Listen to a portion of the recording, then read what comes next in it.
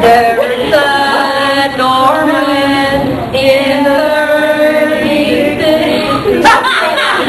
anyway, he makes them sing at 36, okay? 38 to sing at 1940, this time into the world. They're going to involve you in it. By then she was tired.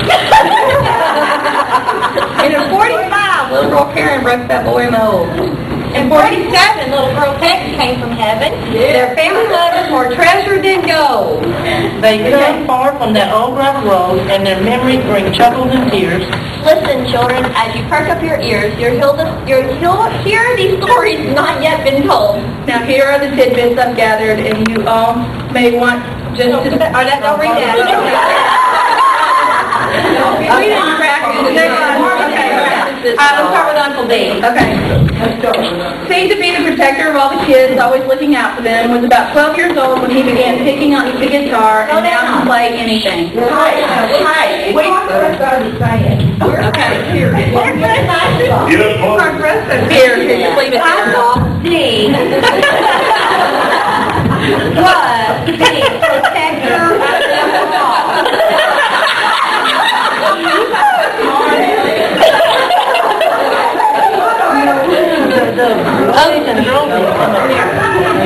Okay. Dean seemed to be the protector of all the kids, always looking out for them. Was about 12 years old when he began picking on the guitar and now can play anything. Was a very fast driver when he was young, so I don't want to hear any more stories about when you taught me how to drive.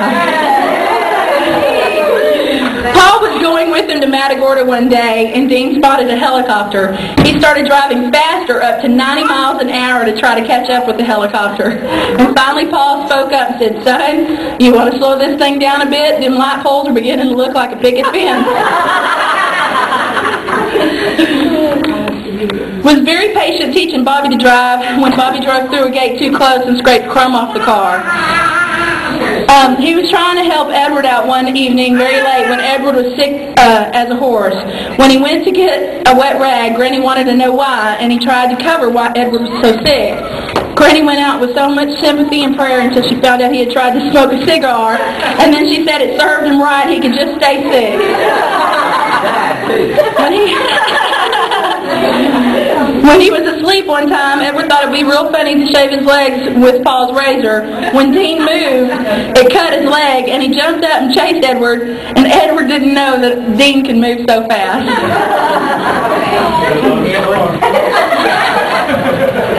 Don't see a scar? That's the proof. Edward, oh dear, where do we start? That's in the script. Yeah. I'm reading what I'm... Don't believe half what you hear. Yeah, right. Anyway. Edward was always tying Granny's apron strings to a chair, or else untying it when she was staying at the stove.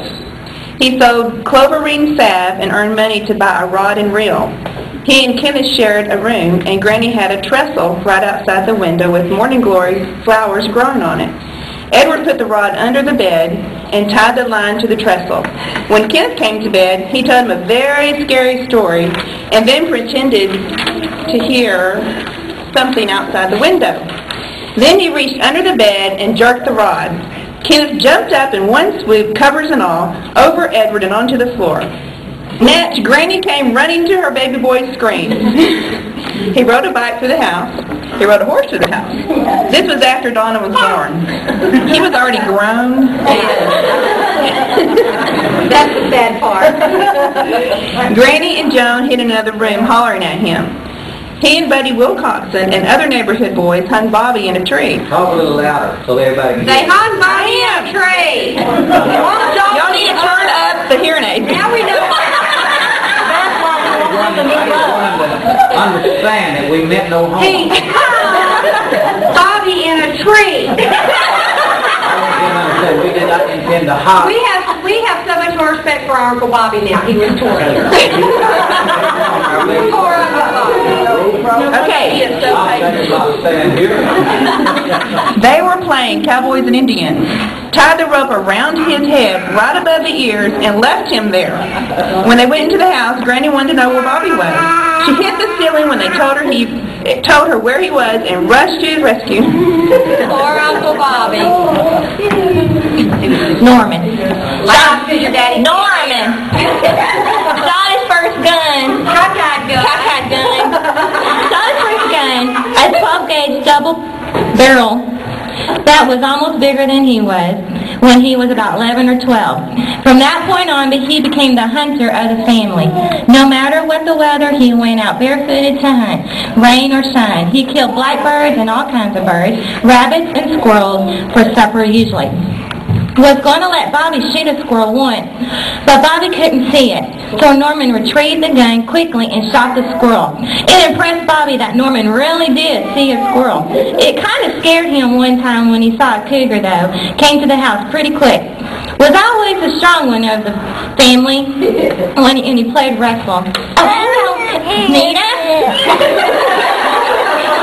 He always caught water with his teeth, and he helped Edward and Dean haul water from the neighbor's well.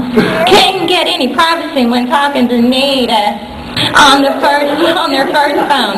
Their number was 5112. Plus, it was a party line.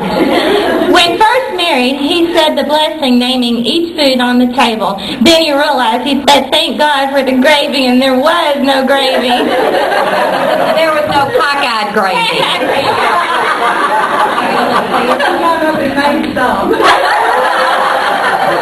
We're not surprised. Right, Nita? Well,